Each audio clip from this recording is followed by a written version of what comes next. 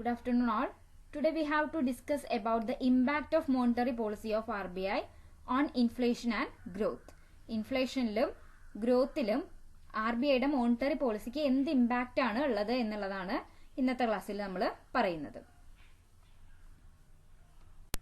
RBI ഓരോ 2 മാസം കൂടുമ്പോഴും അതിന്റെ മോണിറ്ററി പോളിസി അനൗൺസ് ചെയ്യും. മോണിറ്ററി പോളിസി കമ്മിറ്റിയാണ് അവരൊരു മീറ്റിംഗിലാണ് ഇതിലെ തീരുമാനങ്ങളൊക്കെ എടുക്കുന്നത്. അതൊക്കെ നമ്മൾ പറഞ്ഞു കഴിഞ്ഞതാണ്.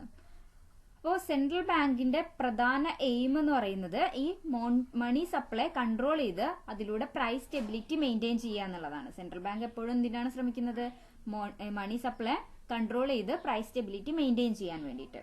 അപ്പം ഈ മോണിറ്ററി പോളിസിക്ക് ഇക്കണോമിക് ഗ്രോത്ത് കൊണ്ടുവരുന്നതിൽ ഒരു സ്റ്റെബിലൈസിങ് റോളാണ് ഉള്ളത്. മോണിറ്ററി പോളിസിക്ക് ഇക്കണോമിക് ഗ്രോത്ത് കൊണ്ടുവരുന്നതിൽ ഒരു സ്റ്റെബിലൈസിങ് റോളാണ് ഉള്ളത്.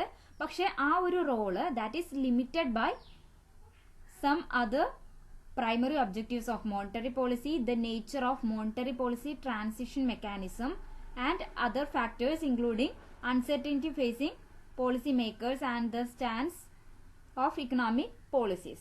പക്ഷേ ഈ ഒരു റോൾ എന്ന് പറയുന്നത് ഒരുപാട് ലിമിറ്റേഷൻസ് വരുന്നുണ്ട്. That is by primary objective. Monetary പോളിസിയുടെ പ്രാഥമിക ലക്ഷ്യങ്ങളാണ് ഒരു കാരണം.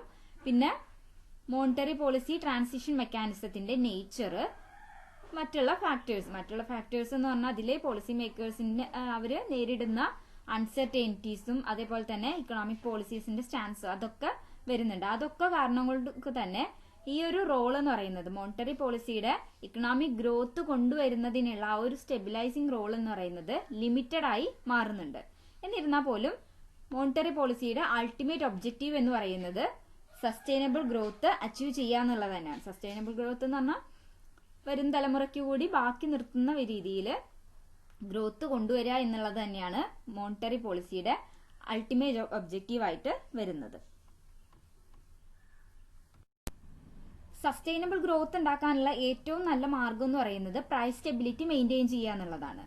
പ്രൈസ് സ്റ്റെബിലിറ്റി മെയിൻറ്റെയിൻ ചെയ്യുന്നതിലൂടെയാണ് സസ്റ്റൈനബിൾ ഗ്രോത്ത് ഉണ്ടാവുള്ളൂ. പ്രൈസ് സ്റ്റെബിലിറ്റി മെയിൻറ്റെയിൻ ചെയ്യാനുള്ള ഏറ്റവും നല്ല ടൂൾ എന്ന് പറയുന്നത് മണി സപ്ലൈ കൺട്രോൾ ചെയ്യുക എന്നുള്ളതാണ്. അപ്പം മണി സപ്ലൈ കൺട്രോൾ ചെയ്യുമ്പോൾ പ്രൈസ് സ്റ്റെബിലിറ്റി മെയിൻറ്റെയിൻ ചെയ്യാനായി പറ്റും. അതിലൂടെ സസ്റ്റൈനബിൾ ഗ്രോത്ത് ഉണ്ടാക്കാനായി പറ്റും. എന്നാൽ വേറൊരു കാര്യം പറയാനുള്ളത് എന്താണെന്ന് വെച്ചാൽ ഈ സസ്റ്റൈനബിൾ ഗ്രോത്ത് എന്ന് പറയുന്നത് സസ്റ്റൈനബിൾ ലോങ് ടേം ഗ്രോത്ത് എന്ന് പറയുന്നത് that is always associated with lower price level. Lower price ലെവലുമായിട്ട് ബന്ധപ്പെട്ടതാണ് ലോങ് ടേം സസ്റ്റൈനബിൾ ഗ്രോത്ത് എന്ന് പറയുന്നത്.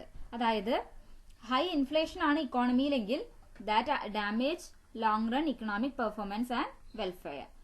ഹൈ ഇൻഫ്ലേഷൻ എപ്പോഴും ഇക്കോണമിയുടെ ലോങ് ടേം പെർഫോമൻസിനെയും വെൽഫെയറിനെയും ഡാമേജ് ചെയ്യാണ് ചെയ്യുന്നത്. മോണിറ്ററി പോളിസിക്ക് ഇക്കോണമിയുടെ ഫിനാൻസിങ് കണ്ടീഷൻസിലും ഒരു പ്രധാന ഇമ്പാക്ട് തന്നെയാണ് ഉള്ളത്. That is not just the cost but also the availability of credit, banks willingness to assume specific risk etcetera. ഈ കാര്യത്തിലൊക്കെ തന്നെ ഒരു ഫാർ റീച്ചിങ് ഇമ്പാക്റ്റ് ആണ് മോണിറ്ററി പോളിസിക്ക് ഉള്ളത്. അതുപോലെ തന്നെ ഇക്കണോമിക് ആക്ടിവിറ്റിയുടെയും അതേപോലെ തന്നെ ഇൻഫ്ലേഷന്റെ എല്ലാം ഫ്യൂച്ചർ എക്സ്പെക്ടേഷൻസിലും ഈ മോണിറ്ററി പോളിസിക്ക് ഒരു പ്രധാന സ്വാധീനം തന്നെയാണ് ഉള്ളത്. ഇക്കണോമിക് ആക്ടിവിറ്റി അതുപോലെ തന്നെ ഇൻഫ്ലേഷന്റെയും ഇൻഫ്ലേഷൻ എക്സ്പെക്ടേഷൻസിന്റെ ഒക്കെ മുകളിലും മോണിറ്ററി പോളിസിക്ക് ഒരു പ്രധാന ഇൻഫ്ലുവൻസ് തന്നെയാണ് ഉള്ളത്. And the monetary policy also affects the price of goods, asset prices, exchange rate as well as consumption and investment. അതേപോലെ തന്നെ കമ്മോഡിറ്റീസിന്റെ price, asset price, exchange rate, consumption, investment ഇതിലെല്ലാം മോണിറ്ററി പോളിസിയുടെ ഇമ്പാക്ട് നമുക്ക് കാണാനായി സാധിക്കും. ഇപ്പോൾ ഒരു എക്സാമ്പിൾ പറയുകയാണെങ്കിൽ ഇപ്പോൾ മോണിറ്ററി പോളിസി ഡിസിഷൻ എന്ന് പറയുന്നത് ഇൻട്രസ്റ്റ് റേറ്റ് കുറയ്ക്കാനാണെന്ന് വിചാരിക്കുക. അപ്പോൾ ഇൻട്രസ്റ്റ് റേറ്റ് കുറച്ചു കഴിഞ്ഞിട്ടുണ്ടെങ്കിൽ കോസ്റ്റ് ഓഫ് ബോറോയിങ്സ് കുറയും. അതേപോലെ അത് ഇൻവെസ്റ്റ്മെന്റ് ആക്ടിവിറ്റീസ് കൂട്ടുകയും അതേപോലെ തന്നെ കൺസ്യൂമർ ഡ്യൂറബിൾസിന്റെ പർച്ചേസ് കൂട്ടുകയും ചെയ്യും. ഇൻട്രസ്റ്റ് റേറ്റ് കുറച്ചു കഴിഞ്ഞിട്ടുണ്ടെങ്കിൽ കോസ്റ്റ് ഓഫ് ബോറോയിങ്സ് കുറയും, അത് ഇൻവെസ്റ്റ്മെന്റ് കൂട്ടും, കൺസ്യൂമർ ഡ്യൂറബിൾസിന്റെ പർച്ചേസും കൂട്ടും. ഇതിലൂടെ ബാങ്കുകളുടെ ലെൻഡിങ് പോളിസീസ് ഒക്കെ ഒന്നുകൂടി എളുപ്പമായി മാറുകയും സ്പെൻഡിങ് കൂട്ടാനും സാധിക്കുന്നുണ്ട്. ഇപ്പൊ ലോ ഇൻട്രസ്റ്റ് റേറ്റ് ആണെങ്കിൽ സ്റ്റോക്ക് ഒക്കെ വാങ്ങുന്നതിന് കൂടുതൽ അട്രാക്റ്റീവായി മാറുന്നുണ്ട്. പിന്നെ ഹൗസ് ഹോൾഡിന്റെ ഒക്കെ ഫിനാൻഷ്യൽ അസറ്റ്സും കൂടുന്നുണ്ട്. ഇപ്പോൾ എന്തൊക്കെ പറഞ്ഞപ്പോ ഹൗസ് ഹോൾഡ്സിന്റെ സ്പെൻഡിങ് കൂടുന്നുണ്ട്, ബാങ്കുകൾക്ക് ഈസിലി ലെൻഡ് ചെയ്യാനായിട്ട് സാധിക്കുന്നുണ്ട്. പിന്നെ ലോ ഇൻട്രസ്റ്റ് റേറ്റ് ആകുമ്പോൾ സ്റ്റോക്കുകളൊക്കെ വാങ്ങാൻ കൂടുതൽ അട്രാക്റ്റീവായി മാറും, ഹൗസ് ഹോൾഡ്സിന്റെ ഫിനാൻഷ്യൽ അസറ്റ്സ് കൂടും. അത് മാത്രമല്ല കൺസ്യൂമർ സ്പെൻഡിങ് കൂടാനും ഇത് കാരണമാകുന്നുണ്ട്. പിന്നെ ലോ ഇൻട്രസ്റ്റ് റേറ്റ് ആണെങ്കിൽ കമ്പനീസ് ഒക്കെ കൂടുതൽ ഇൻവെസ്റ്റ് ചെയ്യാനും സാധ്യതയുണ്ട്. പിന്നെ ഈ ലോ ഇൻട്രസ്റ്റ് റേറ്റിൽ കറൻസീസ് ഒക്കെ ഡിപ്രീസിയേറ്റ് ചെയ്യാനാണ് ചെയ്യുന്നത്. കാരണം ഡൊമസ്റ്റിക് ഗുഡ്സിന്റെ ഡിമാൻഡ് കൂടുന്നുണ്ട്, ഈ ഇമ്പോർട്ടഡ് ഗുഡ്സ് ഒക്കെ കൂടുതൽ എക്സ്പെൻസീവ് ആയിട്ട് മാറുകയും ചെയ്യുന്നുണ്ട്. അപ്പൊ ഇതെല്ലാം തന്നെ ഔട്ട്പുട്ടും എംപ്ലോയ്മെന്റും കൂട്ടുകയാണ്. അതേപോലെ തന്നെ ഇൻവെസ്റ്റ്മെന്റും കൺസ്യൂമർ സ്പെൻഡിങ്ങും കൂട്ടുന്നുണ്ട്. ഇതെല്ലാം വഴി ഇക്കണോമിക് ഗ്രോത്ത് ഇക്കോണമിയിൽ ഉണ്ടാകുന്നുണ്ട്. ഇനി നമുക്ക് മോണിറ്ററി പോളിസിയുടെ ഇമ്പാക്ട് എങ്ങനെയാണ് ഇൻഫ്ലേഷനിൽ വരുന്നത് എന്ന് നോക്കാം. Impact of monetary policy on inflation. Inflation എന്ന് പറഞ്ഞിട്ടുണ്ടെങ്കിൽ ക്വാണ്ടിറ്റി ഓഫ് മണിയിൽ ഉണ്ടാകുന്ന ചേഞ്ചിലൂടെ പ്രൈസ് ലെവൽ കൂടുന്നതാണ് ഇൻഫ്ലേഷൻ. ക്വാണ്ടിറ്റി ഓഫ് മണി കൂടുന്നതിലൂടെ പ്രൈസ് ലെവലിൽ ഇൻക്രീസ് ഉണ്ടാകുന്നുണ്ടെങ്കിൽ അതാണ് ഇൻഫ്ലേഷൻ എന്ന് പറയുന്നത്. Inflation refers to a general increase in price level due to an increase in quantity of മണി.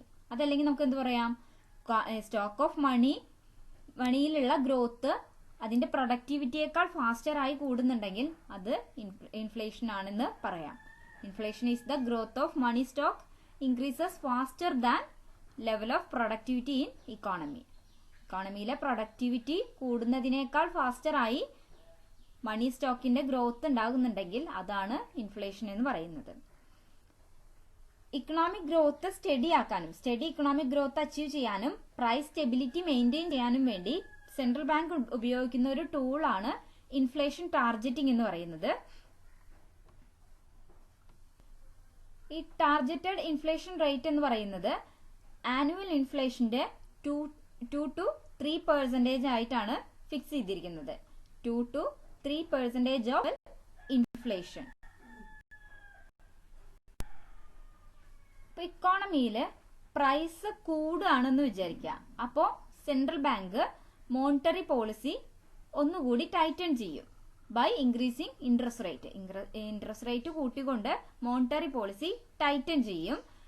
ഈ ഇൻട്രസ്റ്റ് റേറ്റ് കൂട്ടി കഴിഞ്ഞിട്ടുണ്ടെങ്കിൽ കോസ്റ്റ് ഓഫ് ബോറോയിങ് എക്സ്പെൻസീവ് ആയിട്ട് മാറും. കോസ്റ്റ് ഓഫ് ബോറോയിങ് കൂടും. അപ്പോൾ കൺസംഷനും ഇൻവെസ്റ്റ്മെന്റും കുറയും.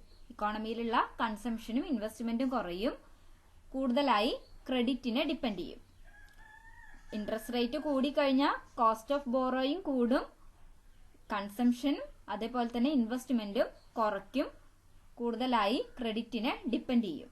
അപ്പോൾ പ്രൈസ് കൂടുന്ന സിറ്റുവേഷൻസിൽ RBI മോണിറ്ററി പോളിസി ടൈറ്റൻ ചെയ്യാണ്. ടൈറ്റൻ ചെയ്യുന്നത് ഇൻട്രസ്റ്റ് റേറ്റ് കൂട്ടിക്കൊണ്ടാണ്. കൂട്ടിക്കഴിഞ്ഞാൽ കോസ്റ്റ് ഓഫ് ബോറോയിങ് കൂടും, കൺസംഷനും ഇൻവെസ്റ്റ്മെന്റും കുറയ്ക്കും, കൂടുതലായി ക്രെഡിറ്റിനെ ഡിപ്പെൻഡ് ചെയ്യും. അതേപോലെ ഇൻഫ്ലേഷൻ കുറയുകയാണെങ്കിൽ ഇക്കണോമിക് ഔട്ട്പുട്ട് കുറയും. ഇൻഫ്ലേഷൻ കുറയുമ്പോൾ ഇക്കണോമിക് ഔട്ട്പുട്ട് കുറയും. സെൻട്രൽ ബാങ്ക് ഇൻട്രസ്റ്റ് റേറ്റ് കുറയ്ക്കും, കോസ്റ്റ് ഓഫ് ബോറോയിങ് കുറയും, അതേപോലെ തന്നെ കൺസംഷനും ഇൻവെസ്റ്റ്മെന്റും കൂടും. ഇക്കോണമിയുടെ സെൻട്രൽ ബാങ്കിന്റെ പ്രൈമറി ഒബ്ജക്റ്റീവ് എന്ന് പറയുന്നത് പ്രൈസ് സ്റ്റെബിലിറ്റി ഉണ്ടാക്കുക എന്നുള്ളതാണ്. മണി സപ്ലൈ കൺട്രോൾ ചെയ്ത് പ്രൈസ് സ്റ്റെബിലിറ്റി ഉണ്ടാക്കുക എന്നുള്ളത് തന്നെയാണ് സെൻട്രൽ ബാങ്കിന്റെ പ്രൈമറി ഗോൾ ആയിട്ട് വരുന്നത്. അതിനായിട്ട് സെൻട്രൽ ബാങ്ക് ടൂൾസ് ഒക്കെ ഉപയോഗിക്കുന്നുണ്ട്. അതായത് open market operation, discount lending, അങ്ങനെയുള്ള എല്ലാ മോണിറ്ററി പോളിസി ടൂൾസും ഉപയോഗിക്കുന്നുണ്ട്. അതെല്ലാം ഈ ഇൻഫ്ലേഷൻ ടാർഗറ്റിംഗിന്റെ ഒരു ജനറൽ സ്ട്രാറ്റജി ആയിട്ടാണ് ഉപയോഗിക്കുന്നത്.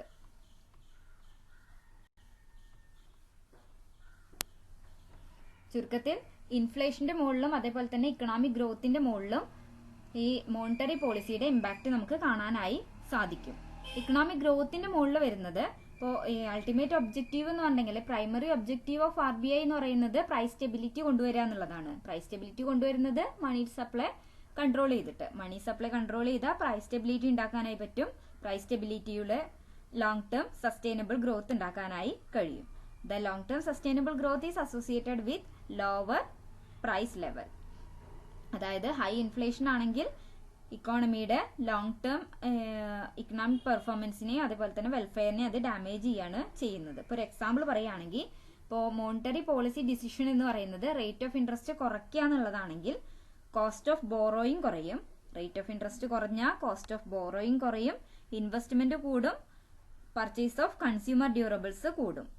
റേറ്റ് ഓഫ് ഇൻട്രസ്റ്റ് കുറഞ്ഞു കഴിഞ്ഞാൽ കോസ്റ്റ് ഓഫ് ബോറോയിങ്സ് കൂടും, ഇൻവെസ്റ്റ്മെന്റ് കൂടും, പർച്ചേസ് ഓഫ് കൺസ്യൂമർ ഡ്യൂറബിൾസ് കൂടും. അതേപോലെ തന്നെ റേറ്റ് ഓഫ് ഇൻട്രസ്റ്റ് കുറഞ്ഞു കഴിഞ്ഞിട്ടുണ്ടെങ്കിൽ സ്റ്റോക്ക് കൂടുതൽ അട്രാക്റ്റീവായി വാങ്ങിക്കാൻ കൂടുതൽ അട്രാക്റ്റീവായി മാറും. Stock become more attractive to by.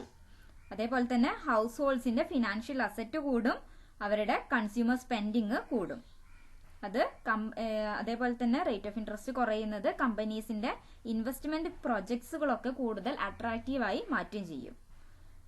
പിന്നെ റേറ്റ് ഓഫ് ഇൻട്രസ്റ്റ് കുറയുകയാണെങ്കിൽ കറൻസി ഡിപ്രീസിയേറ്റ് ചെയ്യും. കാരണം എന്താന്ന് വെച്ചിട്ടുണ്ടെങ്കിൽ ഇമ്പോർട്ട് എക്സ്പെൻസീവ് ആയി മാറും, ഡൊമസ്റ്റിക് ഗുഡ്സിന്റെ ഡിമാൻഡ് കൂടും. അങ്ങനെ that is leads to depreciation of currency. അപ്പൊ അങ്ങനെ 3 കാര്യങ്ങളാണ് വരുന്നത്. റേറ്റ് ഓഫ് ഇൻട്രസ്റ്റ് കുറഞ്ഞു കഴിഞ്ഞാൽ കോസ്റ്റ് ഓഫ് ബോറോയിങ് കുറയും, ഇൻവെസ്റ്റ്മെന്റ് കൂടും, പർച്ചേസ് ഓഫ് കൺസ്യൂമർ ഡ്യൂറബിൾസ് കൂടും. രണ്ടാമത്തെ കാര്യം എന്ന് പറഞ്ഞിട്ടുണ്ടെങ്കിൽ stock become more attractive to buy and households financial assets that always increases and consumer spending increases and make companies investment projects more attractive. ഇനി മൂന്നാമത്തെ കാര്യം എന്ന് പറയുന്നത് റേറ്റ് ഓഫ് ഇൻട്രസ്റ്റ് കുറഞ്ഞു കഴിഞ്ഞിട്ടുണ്ടെങ്കിൽ കറൻസി ഡിപ്രീസിയേറ്റ് ചെയ്യും. കാരണം ഇമ്പോർട്ടൊക്കെ കൂടുതൽ എക്സ്പെൻസീവായി മാറും, ഡൊമസ്റ്റിക് ഗുഡ്സിന്റെ ഡിമാൻഡ് കൂടും. That leads to depreciation of currency. അങ്ങനെ ഈ 3 കാര്യങ്ങളും ഔട്ട്പുട്ടും എംപ്ലോയ്മെന്റും കൂട്ടുകയാണ് ചെയ്യുന്നത്. അതേപോലെ തന്നെ ഇൻവെസ്റ്റ്മെന്റും കൺസംഷനും കൂട്ടുന്നു, ഇക്കോണമിയിൽ ഓവറോൾ ഇക്കണോമിക് ഗ്രോത്ത് ഉണ്ടാക്കുന്നു. ഇതാണ് മോണിറ്ററി പോളിസിയുടെ ഗ്രോത്തിലുള്ള ഇമ്പാക്റ്റ്. ഇനി ഇൻഫ്ലേഷനിൽ പറയുന്നത് ഇപ്പോൾ ടൈറ്റൺ മോണിറ്ററി പോളിസിയാണ് അഡോപ്റ്റ് ചെയ്യുന്നത് എന്ന് വിചാരിക്കുക. അതായത് റേറ്റ് ഓഫ് ഇൻട്രസ്റ്റ് കൂട്ടുന്നു. റേറ്റ് ഓഫ് ഇൻട്രസ്റ്റ് കൂട്ടിക്കഴിഞ്ഞാൽ കോസ്റ്റ് ഓഫ് ബോറോയിങ് കൂടും, കൺസംഷനും ഇൻവെസ്റ്റ്മെന്റും കുറയും. അത് പ്രൈസ് ലെവല് കുറയ്ക്കാനായി കാരണമാകും. ഇതാണ് ഇൻഫ്ലേഷന്റെ മുകളിലുള്ള മോണിറ്ററി പോളിസിയുടെ ഇമ്പാക്റ്റ്. ഇത്രയാണ് നമുക്ക് ഇന്നത്തെ ക്ലാസ്സിൽ പറയാനുള്ളത്. Thank you.